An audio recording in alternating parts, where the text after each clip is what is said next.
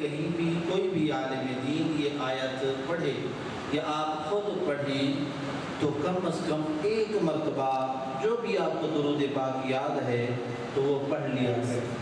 لیکن میں اتنی بات ضرور عرض کروں گا کہ درود پاک وہ پڑھیں جس میں درود بھی ہو، سلام بھی ہو۔ بہرحال یہ میرا موضوع نہیں ہے۔ آج انتہائی میں مشکور و ممنون ہوں حضرت علامہ مولانا قاری محمد صاحب نواز سعیدی صاحب دامت برکاتہ العالیہ کا، جو کہ ایک بہترین عالم دین بھی ہیں۔ رب تعالیٰ نے سریلی رسیلی آواز بھی عطا فرمائی ہے، بہترین خطاب فرماتے ہیں، بلکہ خطاب لاجواب فرماتے ہیں۔ ان کا حکم ہوا، میں حاضر ہوا اور چند منٹ کی میری حاضری ہے، اور میرا موضوع ہے حضرت عمر بن خطاب رضی اللہ عنہ۔ آپ خلیفہ دوم ہیں، خلیفہ اسلام کے 4 مشہور خلیفہ ہیں۔ کتنے جی؟ 4۔ سب سے پہلے خلیفہ کا نام ہے، ویسے نام تو حضرت عبداللہ، لیکن مشہور کیا ہیں؟ سیدنا ابو بکر صدیق رضی اللہ عنہ۔ دوسرے خلیفے کا نام ہے سیدنا عمر بن خطاب رضی اللہ تعالیٰ عنہ۔ تیسرے خلیفے کا نام ہے حضرت عثمان ذی النورین رضی اللہ تعالیٰ عنہ، اور چوتھے خلیفے کا نام ہے سیدنا علی المرتضیٰ شیر خدا رضی اللہ تعالیٰ عنہ۔ کائنات میں رب تعالیٰ نے اس دنیا میں کم و بیش 1,24,000 انبیاء و رسول نظام مبعوث فرمائے، اور ان پر ایمان لانے والے لوگ بھی تھے۔ اور سید عالم صلی اللہ علیہ وسلم حضور احمد مجتبیٰ محمد مصطفیٰ صلی اللہ علیہ وسلم جب تشریف لائے اور آپ نے اعلان نبوت فرمایا تو ابتداءً مسلمان تعداد میں بھی تھوڑے تھے، کمزور بھی تھے۔ تو ایک دن رحمت دو عالم نور مجسم صلی اللہ علیہ وسلم نے اللہ کی بارگاہ میں عرض کی، اے اللہ مجھے عمر بن خطاب عطا۔ کائنات میں جتنے بھی لوگ ایمان لائے، مسلمان ہوئے، ہر ایک اپنی مرضی سے ایمان لایا۔ یارو کائنات میں خوش نصیب ذات حضرت عمر بن خطاب رضی اللہ تعالیٰ عنہ کی ہے، جن کو رب تعالیٰ سے محبوب دو جہاں صلی اللہ علیہ وسلم نے دعا کے ذریعہ سے مانگا ہے۔ تو آپ کے بے شمار فضائل ہیں، بے شمار مناقب ہیں۔ ایک حدیث مبارکہ میں ہے حضور صلی اللہ علیہ وسلم نے یہاں تک فرمایا کہ میں آخری نبی ہوں، خاتم النبیین ہوں، میرے بعد کوئی نبی نہیں ہے۔ ہاں اگر میرے بعد کوئی نبی ہوتا، کسی کو نبوت ملتی، لکان عمر و عمر بن خطاب رضی اللہ تعالیٰ عنہ ہوتا۔ رب تعالیٰ نے حضرت عمر بن خطاب رضی اللہ تعالیٰ عنہ کو بڑی شان عطا فرمائی ہے، اتنی شان عطا فرمائی ہے، اتنا روب و دبدبہ عطا فرمایا ہے۔ آپ جس راستے سے جا رہے ہوتے تھے، اگر شیطان اس راستے سے آ رہا ہوتا تھا تو آپ کے خوف، روب اور دبدبہ کی وجہ سے وہ راستہ تبدیل کر لیتا تھا، جس سے شیطان بھی ڈرے۔ پوری دنیا، پوری انسانیت کو بہکانے والا، جس نے یہ قسم کھائی تھی فَبِعِزَّتِكَ لَأُغْوِيَنَّهُمْ أَجْمَعِينَ، مولا تیری عزت کی قسم میں ان تمام کو گمراہ کروں گا، لیکن اس نے بھی تخصیص کی تھی، عَدْ کی إِلَّا عِبَادَكَ مِنْهُمُ الْمُخْلَصِينَ، ہاں جو تیرے خالص بندے ہیں میرا ان پر بس نہیں چلے گا۔ اس حدیث مبارکہ سے پتہ چلا رب تعالیٰ کے مخلص بندوں میں سے سیدنا عمر بن خطاب رضی اللہ تعالیٰ عنہ بھی ہیں، جن سے شیطان ڈرتا ہے۔ اور پیارے مسلمانوں، ویسے تو فضائل جتنے بھی بیان کریں آپ کے بہت ہی کم ہیں، لیکن اپنے ذہن میں رکھیں، آج اگر کسی چیز کی کمی ہے تو وہ محبت مصطفیٰ صلی اللہ علیہ وسلم کی کمی ہے۔ اور آج جتنی محبت مصطفیٰ جس دل میں زیادہ ہوگی، اس کا عمل، اس کا اخلاص اور اس کا تقوی و طہارت اتنا زیادہ ہوگا۔ میں نے اپنی زندگی میں دیکھا کہ جس کے دل میں جتنا اس کے مصطفیٰ زیادہ ہوتا ہے، وہ بندہ اتنا رب تعالیٰ کی عبادت، خوف، خشیت اور تقوی کے قریب ہوتا ہے۔ آقا رحمت حضور صلی اللہ علیہ وسلم نے فرمایا، میرے غلاموں یاد رکھو، تم میں سے کوئی اس وقت تک مومن نہیں ہو سکتا جب تک میں اس کو، اس کے والدین، اس کی اولاد اور تمام لوگوں سے زیادہ محبوب نہ ہو جاؤں۔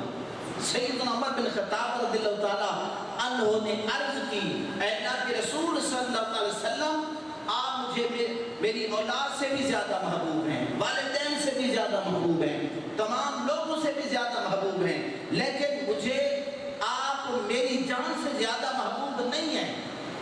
کیوں کہا؟ اس وجہ سے کہا تاکہ تمام لوگوں کو مسئلہ معلوم ہو جائے، ورنہ ایسا نہیں۔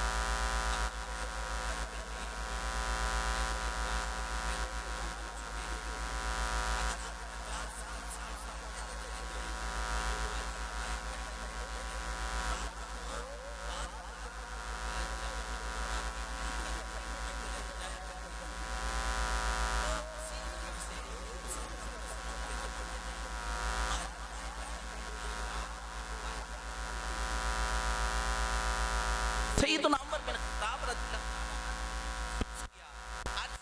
عنہ رسول صلی اللہ علیہ وسلم آپ حکم دیں کہ جب یہ باہر نعرہ تکبیر، نعرہ رسالت، نعرہ خلافت، نعرہ حیدری، حضرت علامہ مولانا مفتی محمد سلیم صاحب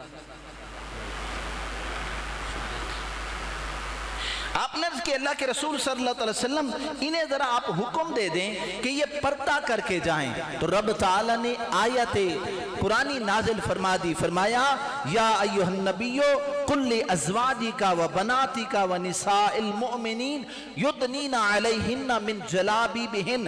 اے نبی صلی اللہ علیہ وسلم آپ حکم کر دیجئے اپنی ازواج کو اور اپنی بیٹیوں کو وَنِسَاءِ الْمُؤْمِنِينَ ایمان والی عورتوں کو کہ وہ اپنے اوپر بڑی چادر لے لیں جب باہر نکلیں. پھر رب تعالیٰ نے خود فرمایا یہ کیوں ہے؟ ذَلِكَ أَدْنَا أَن يُعْرَفْنَ فَلَا يُؤْذَيْنَ، تاکہ کمینہ جان لے کہ یہ پاکیزہ مطہر نیک بیویاں ہیں، ان کو ایذا نہیں دینی، ان پر جملے نہیں کسنے، ان کو ستانا نہیں ہے تاکہ وہ ستائیں نہیں. پتہ چلا جو اسلام پر عمل کرتا ہے تو اسلام پر عمل کرنے سے رب تعالیٰ اس کی عزت کی حفاظت فرماتا ہے. اس کے علاوہ رب تعالیٰ نے ابتداءً اسلام میں یہ شراب جو ہے نا، شراب حرام نہیں تھی. تو ایک جگہ پر رب تعالیٰ نے فرمایا قُلْ فِيهِمَا إِثْمٌ كَبِيرٌ وَمَنَافِعُ لِلنَّاسِ. تو رب تعالیٰ نے فرمایا اس میں گناہ بھی ہے اور اس میں لوگوں کے لیے نفع بھی ہے. تو کوئی واضح حکم نہیں تھا. آپ نے عرض کیا اللہ کے رسول صلی اللہ علیہ وسلم اللہ سے عرض کیجئے واضح حکم، اگر یہ حلال ہے تو کوئی واضح حکم ہو، حرام ہے تو واضح حکم ہو. جب آپ نے عرض کی تو رب تعالی نے آیت نازل فرمائی یا ایھا الذین آمنوا انما الخمر والمیسر والانصاب والازلام رجس من عمل الشیطان. تو رب تعالی نے شراب کو حرام کر دیا. تو یہ کئی مرتبہ ایسا ہوا. تو پیارے مسلمانوں، سیدنا عمر بن خطاب رضی اللہ تعالی عنہ کہ قرآن و حدیث میں بڑے فضائل ہیں. کیونکہ میرا ٹائم مختصر ہے، اب میں آپ کے کچھ جو آپ نے کچھ اصول بنائے تو ان اصول کو آج اس وقت اس گھڑی میں آج غیروں نے اپنایا ہوا ہے، آج وہ دنیاوی اعتبار سے ترقی میں ہے. تو میں آپ کے سامنے وہ بھی عرض کروں گا، خوف خدا آپ میں کتنا تھا وہ بھی عرض کرتا ہوں. محبت کے ساتھ کہہ دیں سبحان اللہ. موطا امام مالک میں حضرت امام مالک رحمت اللہ تعالی علیہ فرماتے ہیں کہ حضرت عمر بن خطاب رضی اللہ تعالیٰ عنہ نے ایک قانون بنایا کہ جب بچہ دودھ چھڑا لے گا، ایک بچہ پیدا ہوا آپ کے دور حکومت میں جب آپ امیر المومنین تھے، خلیفہ تھے، آپ نے ایک قانون بنایا کہ جب بچہ دودھ چھڑا لے گا تو اس کا وظیفہ اسلامی حکومت مقرر کر دے گی، اس کا وظیفہ شروع ہو جائے گا. حکم نافذ ہو گیا.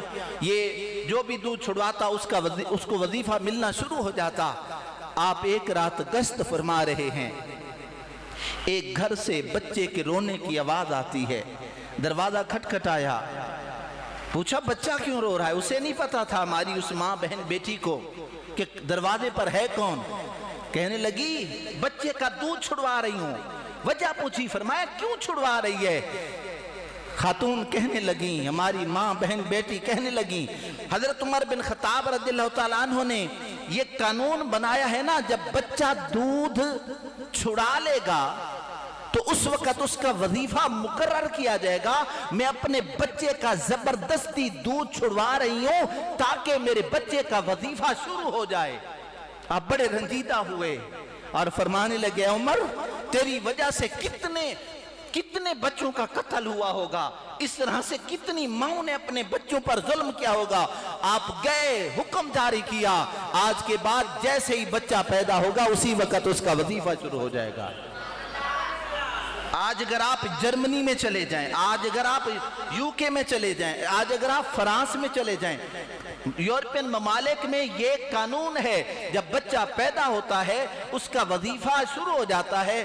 اس کی تعلیم کے اخراجات وہ حکومت برداشت کرتی ہے. میں نے کہا یہ تمہیں کہاں سے یہ طریقہ ملا؟ انہوں نے کہا یہ طریقہ ہمیں اسلام نے سکھایا ہے، ہم نے نام چینج کر دیا ہے، تبدیل کر دیا ہے، ہم نے سیکھا سیدنا عمر بن خطاب رضی اللہ تعالیٰ عنہ سے. اور یہ چیز آج ہمیں احساس دلاتی ہے جو اپنے آپ کو اسلامی ریاست کہیں، جو اپنے آپ کو یہ کہیں کہ یہ اسلامی ریاست ہے، اور اسی اسلامی ریاست میں اگر غریب آدمی اگر بجلی کا بل نہ دے سکے اور اسے اریسٹ کر کے جیل میں بند کر دیا جائے، تو پھر اگر اس کا بیٹا خودکشی کرے اور مر جائے تو پھر یہ اسلامی ریاست کا طریقہ نہیں ہے۔ اسلامی ریاست کا طریقہ یہ ہے کہ مجبور کی مدد کرنی ہے، مجبور کی کفالت کرنی ہے۔ پھر آپ دیکھیں، آپ حضرت یہ 10 منٹ میرے ہیں، میرے خیال میں یہ کم ہے، 5 منٹ پڑھیں، چلیں 7 منٹ 25 منٹ پہ میں بند کر دوں گا۔ وہ جزاک اللہ علامہ شاہد صاحب نے مجھے کہا درود پاک پڑھ لیں، اللہم صلی علی سیدنا محمد النبی صلی اللہ علیہ وسلم۔ میں نے حضرت سے زبردستی صرف 2 منٹ لیے ہیں، محبت کے ساتھ سماعت کیجیے گا۔ آپ گشت فرما رہے ہیں، دیکھا ایک بوڑھا یہودی ہے، یہودی ہمارے بہت بڑے دشمن ہیں، یہ اپنے ذہن میں رکھیے گا۔ دیکھا نہیں ہے ہمارے فلسطین کے بزرگوں کو، بچوں کو، عورتوں کو گاجر مولی کی طرح مار رہے ہیں، بہت بڑے دشمن ہیں۔ دیکھا ایک بوڑھا یہودی بھیک مانگ رہا ہے، فرمایا تو بھیک مانگتا ہے؟ کہنے لگا حضرت میری کمانے کی طاقت تو ہے نہیں، جوان تھا تو ٹیکس دیتا تھا، اب بھی مجھ سے ٹیکس کا مطالبہ کیا جاتا ہے، جزیے کا مطالبہ کیا جاتا ہے، میں کہاں سے لاؤں؟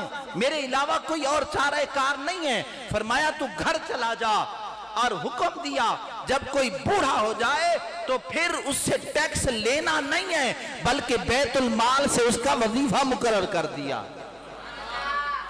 اور آج کے اس ٹائم میں اگر آپ یورپین ممالک میں چلے جائیں، UK میں اس وقت قانون ہے، جب کوئی ان کا سٹیزن شہری 65 سال کا ہوتا ہے تو اس کے من جملہ اخراجات حکومت برداشت کرتی ہے۔ میں نے کہا اے یورپین ممالک والو، تمہیں یہ خیال کہاں سے آیا؟ انہوں نے کہا ہم نے تاریخ کو پڑھا، پھر تاریخ کے ورق پلٹے، پھر ہم نے حضرت عمر بن خطاب رضی اللہ تعالیٰ عنہ کے دور خلافت کا مطالعہ کیا تو ہمیں پتہ چلا جو حکومت ہوتی ہے وہ ماں کی طرح ہوتی ہے، پھر جو وہ حکومت مجبوروں، بزرگوں اور بچوں کی کفالت کرتی ہے۔ ہم نے ادھر پڑھا، ادھر ہم نے عمل شروع کر دیا۔ تو کون سیدنا عمر بن خطاب رضی اللہ تعالیٰ عنہ؟ پتہ ہے حضور صلی اللہ علیہ وسلم، بخاری شریف کی حدیث مبارکہ ہے، حدیث مبارکہ میں آیا حضور صلی اللہ علیہ وسلم نے ارشاد فرمایا عمر فی الجنہ، عمر جنتی ہے۔ عمر کیا ہے جی؟ جنتی ہے۔ اور عمر بن خطاب رضی اللہ تعالیٰ عنہ وہ ہیں جن کو رسول اللہ صلی اللہ علیہ وسلم نے مانگا ہے۔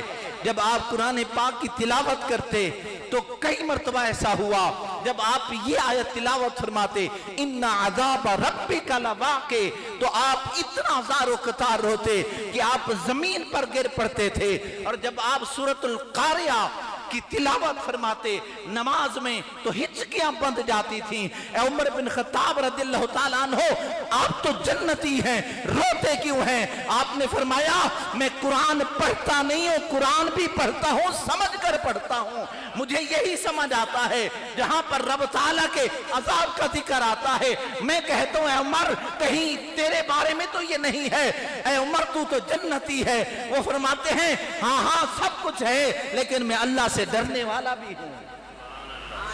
اور پیارے مسلمانوں، آپ پر 26 ذی الحج کو فجر کی نماز کے وقت جب آپ جماعت کرا رہے تھے اور ابتدا کی تھی تو آپ پر ابو لولو مجوسی نے حملہ کر دیا۔ اس نے زہر میں بچھا ہوا خنجر آپ کے پیٹ میں گھونپ دیا، اور پھر کیا ہوا؟ آپ گر پڑے और हजरत अब्दुर्रहमान बिन औफ रदियल्लाहु ताला अन्हु आगे बढ़ते हैं और नमाज मुकम्मल कराते हैं। जब आपकी आंख खुलती है, आप कुछ होश में आते हैं, सबसे पहला सवाल किया, बताओ मेरे मुसलमान भाइयों ने नमाज पढ़ ली है या नहीं पढ़ी? हाँ हाँ पढ़ ली है, अल्हम्दुलिल्लाह पढ़ते हैं।